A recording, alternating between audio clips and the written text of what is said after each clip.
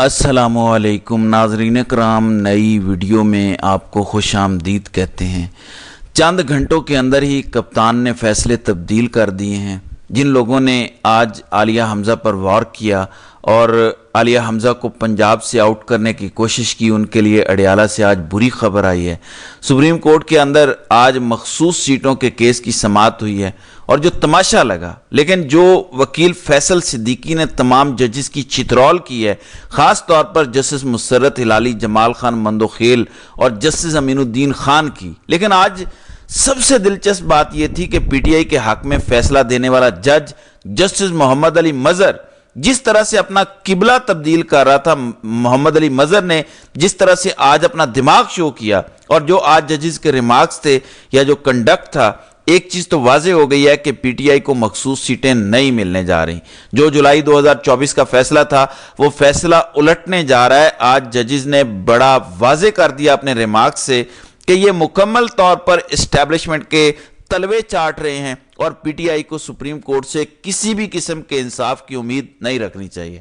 इंसाफ मिले ना मिले, जिसके चांसेस भी नहीं है। लेकिन आज वकील फैसल सिद्दीकी ने पैसे पूरे किए हैं, जो आज उन्होंने दलाइल दिए और जो आज जजेस मुंह छुपाते फिर रहे थे, वो मामला बड़ा अहम है। सबसे पहले कुछ चीजें आज केस के अंदर जो डिस्कस हुई मखसूस सीटों वाले केस में, वो मैं आपके सामने रख देता हूं। वकील फैसल सिद्दीकी ने कहा कि देखें, हमारे साथ इतना बड़ा जुल्म हुआ पीटीआई के साथ, सिस्टम ने जुल्म किया, इलेक्शन कमीशन ने जुल्म किया, उन्होंने पूरी की पूरी पार्टी को ही एलिमिनेट कर दिया, पीटीआई को खत्म कर दिया।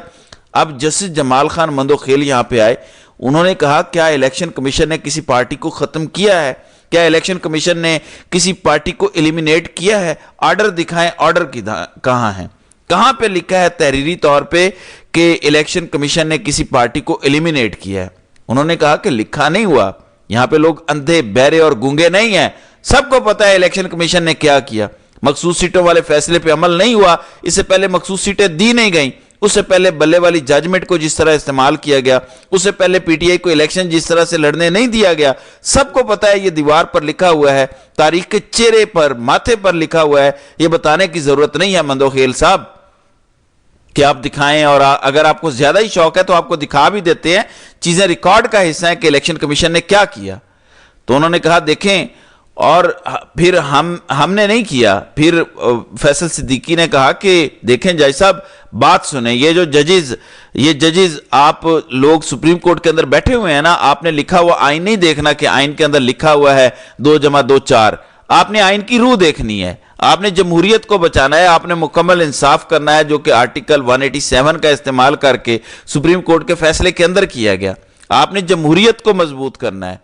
अब यहां पे जस्टिस मोहम्मद अली मजहर, जिन्होंने पीटीआई के हक में फैसला दिया हुआ है, जो पहले जस्टिस मंसूर अली शाह के साथ थे, उन्होंने कहा क्या हमने लिखे हुए आइन को छोड़ देना है? क्या हमने जमहूरियत के लिए कोई नया आइन बना लेना है? यानी आप कहना क्या चाह रहे हैं, हम आइन पर अमल ना करें? अगर हमने जमहूरियत बचानी है तो हम आइन का बेड़ा गर्क कर दें। तो वकील फैसल सिद्दीकी ने कहा कि देखें, मैंने ये नहीं कहा, मैंने कहा मुकम्मल इंसाफ करें, चीजों को देख के फैसला करें। ये नहीं कि ये लिखा हुआ है और ये ऐसे है, लिखा हुआ लिखे हुए के मुताबिक ही चलें। लेकिन आपको भी पता है कि हो क्या रहा है, आप आंखें मत करें।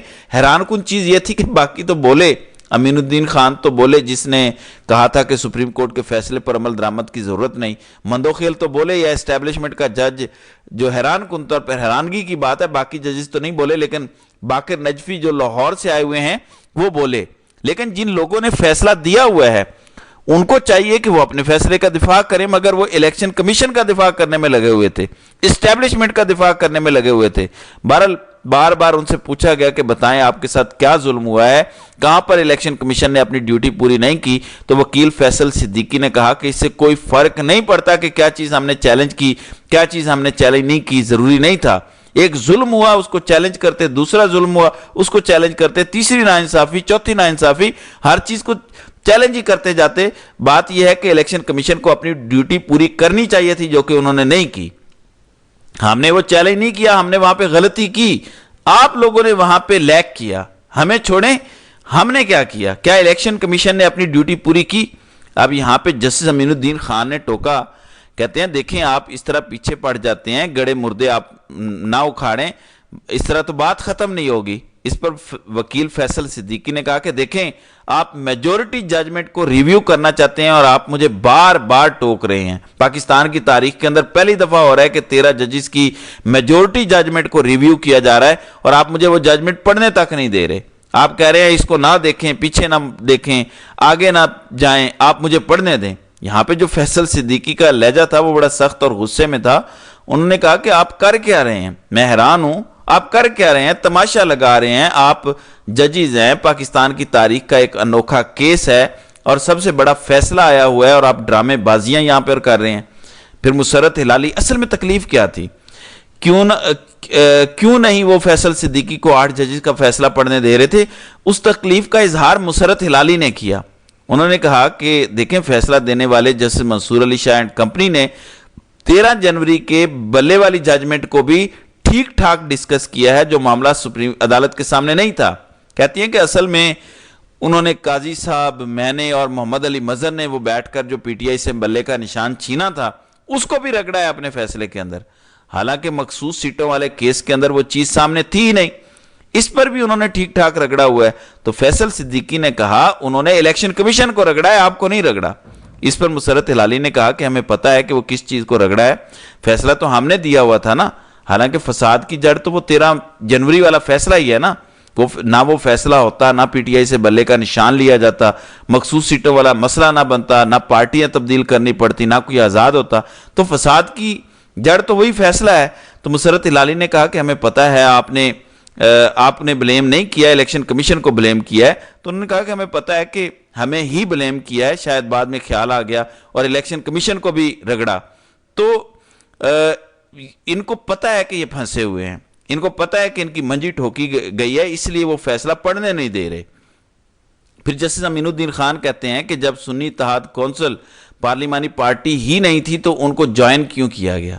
پھر پیچھے جا رہے ہیں، یعنی کتنا پیچھے جا رہے ہیں، فیصلہ ریویو ہو رہا ہے، فیصلے پہ آئیں تو کہتے ہیں کہ سنی اتحاد کو کیوں جوائن کیا؟ پھر مسرت ہلالی نے کہا کہ اس جماعت کے اندر تو وکلاء کی بھرمار ہے اور وکلاء الیکشن بھی لڑ رہے ہیں پی ٹی آئی کے اندر سے، تو کیا ان کو نہیں پتا تھا؟ پھر محمد علی مظہر، اگین دوبارہ میں کہہ رہا ہوں، جنہوں نے پی ٹی آئی کے حق میں فیصلہ دیا ہوا ہے وہ بھی اب اسٹیبلشمنٹ کے ساتھ مکمل طور پر مل چکے ہیں، کیونکہ اگلے چیف جسٹس کے وہ اب امیدوار بنے بیٹھے ہیں۔ تو انہوں نے کہا کہ آپ کی جماعت میں لیگل برینز ہیں، انہوں نے ایسا کیوں کیا؟ وہی مسرت ہلالی کو انہوں نے سیکنڈ کیا کہ اتنے بڑے بڑے وکلاء ہیں پی ٹی آئی کے اندر، انہوں نے اتنا بڑا بلنڈر کیسے کر دیا؟ یہاں پر بیرسٹر فیصل صدیقی نے کہا کہ دیکھیں سپریم کورٹ کے اندر بھی بڑے بڑے برین بیٹھے ہیں، سپریم کورٹ کے اندر بھی جتنے جج ہیں، پہلے وہ وکیل تھے، وکیل کے بعد ہائی کورٹ کے جج بنے، پھر ہائی کورٹ کے بعد یہ جج پرماننٹ ہوئے، پھر وہاں پہ سینئر ہوئے، اس کے بعد سپریم کورٹ میں آئے، سپریم کورٹ کے اندر بھی یہ سینئر ہو گئے۔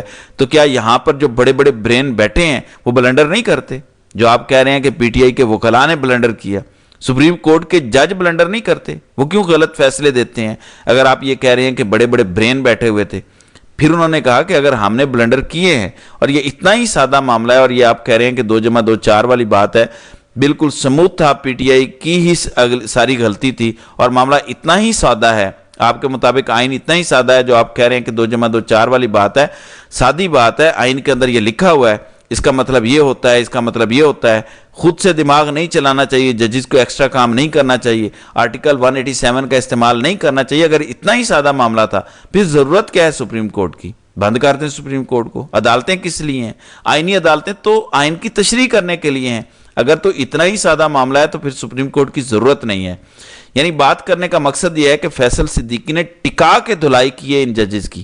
اچھا پھر حد ہی ہو گئی، اس سے آگے ذرا سنیں، حد ہی ہو گئی۔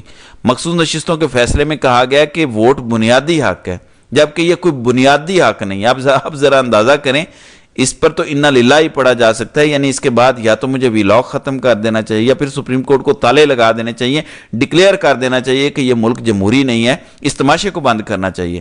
سپریم کورٹ کی حاضر سروس جج مسرت ہلالی کہہ رہی ہے کہ ووٹ بنیادی حق نہیں ہے۔ بنیادی حقوق آپ کی پیدائش کے طور پر ملتے ہیں، یعنی کھانے پینے کا حق، ہوا کا حق، رہنے کا حق، یہ بنیادی حقوق ہیں۔